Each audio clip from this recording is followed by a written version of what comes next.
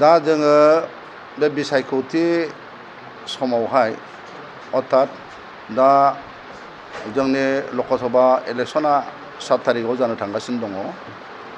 खिन्थु जोङो माखासे दा इउपिपिएल दोलोनि सोद्रोमाफोरनि लिडारफोरनि माखासे जोङो खामानिखौ जोङो नुगासिनो दङ।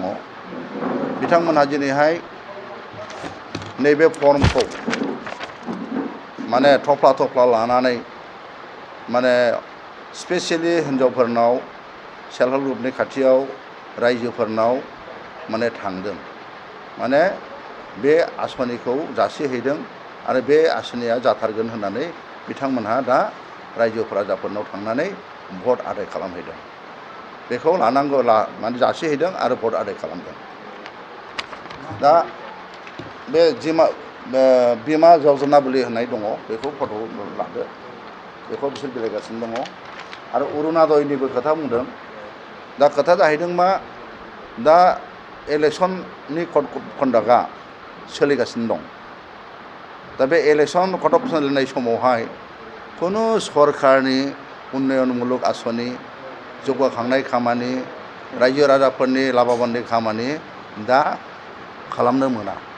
बे जाहैदों निर्वाचन आयगनि निर्देशआव जेनाखि इलेक्शन कन्डाक्ट सोलिनाय समाव बेखौ दा खालामनो मोना। दा बिथांमोना खिन्थु दा बेखौ खालामगासिनो दङ। खालामनायनि खारना बेनो जे बिथांमोनहा दा रायजो राजाफोरखौ माने गावसिनि खालामनो बा बिसोरनिफ्राय भट मोननाया माने खोब माने खस्थ' जादों। रायजो राजाफ्रा बिसोरनो भट होनो नागिराखै। होनो नागिरैनि खारनानो जाहैदों थांनाय सरकार दानायनि सिगां बिथांमोनहा माखासे प्रतिश्रुति होदोंमोन जे न'खर न'खर साखरि होगोन आरो सेल्फ हेल्प ग्रुपनो 75,000 होगोन। गोबां बेबादि गोरिबनि आसनि बिथांमोनहा इन्ट्रडिउस खालामदोंमोन। खिन्थु सरकार दाखांनायनि उनावहाय बिथांमोनहा बेफोर खामानिखौ मावनो हायाखै। बेवहाय साख्रिबो जायाखै, 75,000बो जायाखै, जेबो जायाखै। आरो 3.5 बोसोर 4 बोसोर जानो थांगासिनो दं। उन्नयना बिसोर खुगायावल' बुंदों, खिन्थु उन्नयन जायाखै। दा बिसोरो गिदों जे बे गावसोर जे थगायबोदों, बे थगायबोनायनि थाखाय जे भटखौ मोननाय नङा, मा राहा लानो। बे गतिके बिथांमोना बे नैबे फर्मखौ जायगा जायगा थांनानै रानगासिनो दङ। आरो जायगा जायगा बेबायदिनो बे माबाखौ फर्मखौ राननानै बिथांमोनहा भट आदाय खालामनो नाजागासिनो दं। जों बुंदों जे बिथांमोनहा दा माने खोब माने मा होनो बेखौ नार्भास जानानै दं, अत्यन्त नार्भास। बे नार्भास जायोब्ला मानसिफ्रा बिदिनो जानला मानला भट बुथुमलाबायनो जानला मानला साना हौवा खामानि मावो। बिसोर मिथिगौ जे निर्वाचननि बिधि नियमा सोलिगासिनो दङ, बेवहाय मानो राननांगौ। आङो रायजो राजा आइ आफा बयखौबो जों खावलायदों जे मोजां सरकार दानो मोजां केन्डिडेट फाथायहरनांगौ। बे गतिके बेफोरबायदि नंखाय बाखाय भुवा आसनि माने होनायाव बा थगायनाय बे पार्टिफोरनि माने जानानै भट होनाङा। जे सुस्थ' भाबै मोजाङै जाहाथे मोजां मानसिखौ बा जाय मानसिफ्रा केन्डिडेटफ्रा खामानि मावगोन बेखौ होनांगौ। आरो जों दाबि खालामदों, जों बिपिएफ राजखान्थि हान्जाया गोदो जेरै प्रतिश्रुति होदों जों बिदिनो खामानि मावदों। जों रायजो राजाफोरखौ जों थगायनाय नङा आरो रायजो राजाफोरखौ जोङो सब समय जों खाथियाव लानानै जों खामानि मावदों।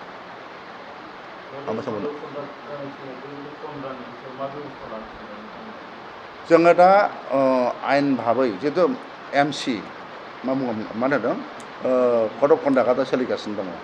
दा जेबो दा बेबायदि माने आसनि होनो हाया, स्किमबो होनो हाया।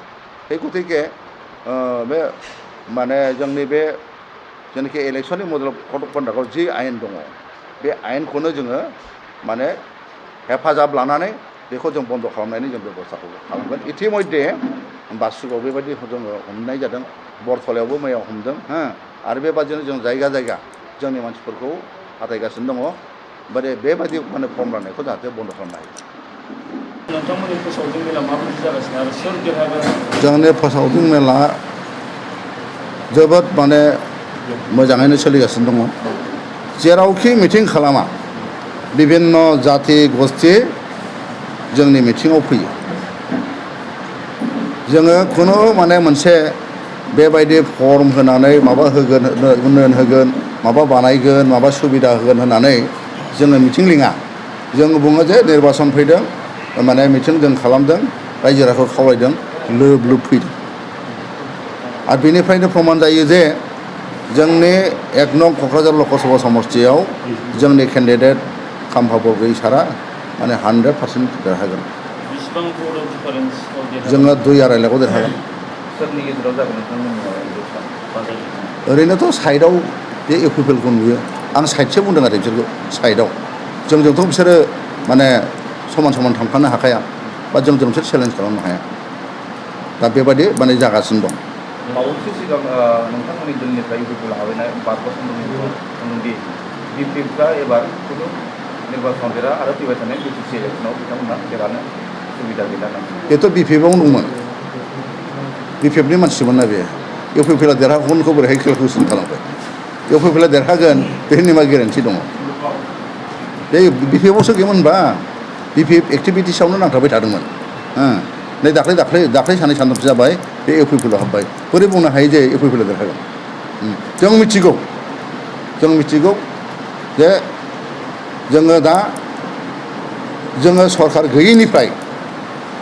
गैयैनिफ्रायनो जोङो सान हर हाग्रामा सारनि नेतृत्वआव बिटिसि ओनसोलाव जोंनि पार्टिखौ फोथांनो जोंनि पार्टिखौ लाखिनो थाखाय जों सान हर खाथिदों आरो रायजोफ्राबो बिराद जोंखौ माने सहाय खालामदों जे बिपिएफखौ लाखिनांगोन खारन बिटिआरनि दारै बा बिटिआर सरकारनि दारै बे माने बिटिसिआ माने जोबलांनोसो नागिरगासिनो दङ बे गतिके बिटिसिखौ लाफैफिननांगौ 6 शेड्युल हिसाबै थाफिननांगौ आरो बेखौ हागोन हाग्रामा महिलारि सारा बे गतिके बयबो रायजो राजाफ्रा बे हाग्रामा सारखौ फैजानो लुबैदों सिफ जाजानो लुबैदों आरो जों आसा खालामदों बे एबाराव जोङो माने जि मोनसे जोंनि प्रति हाजार जइन जानाय स्टुडेन्टफोर जादों बिभिन्न जाथि गोष्ठी जादों लेखा गोरों जादों साख्रि आवला जादों रिटायारमेन्ट माने जादों गोबां जादों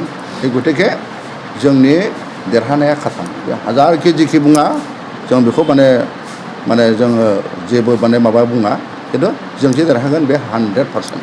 बिथाङा बुंबावदोंदि बिपिएफनि केलकुलेसन एबा सानखान्थिफ्रा दायो जेबो मिलायला मा होनदों बिथाङा बुंबावदोंदि बारग'सोमदों मन्थु चन्द्र ब्रह्मआ बिपिएफनि मेथ्स एबा केलकुलेसना मिलायला देरहानायनि अंखआ मिलायला आं बेखायनो बुंदों बेथ' इउपिपिएलआव दाख्लैसो थांदों जों बोरै मिलायगोन बेखौ बोरै मिथिनांगौ जाखो जों जे मिलायनानै देरहागोन नङा होमबा जों जे देरहागोन बेखौथ' बे बारा मिथिलाना बिपिएफआव बेसेबां स्ट्रं बेसेबां खामानि मावगासिनो दं बेसेबां हाजार मानसिया हाबदों बेहाथ' बेजोंथ' सोमोन्दो गैलाना आरो बे बोरैहाय मिथिनो बेखौलाय दा जोङो बिपिएफआव दं बे गतिके जोङो देरहागोन बे खाथां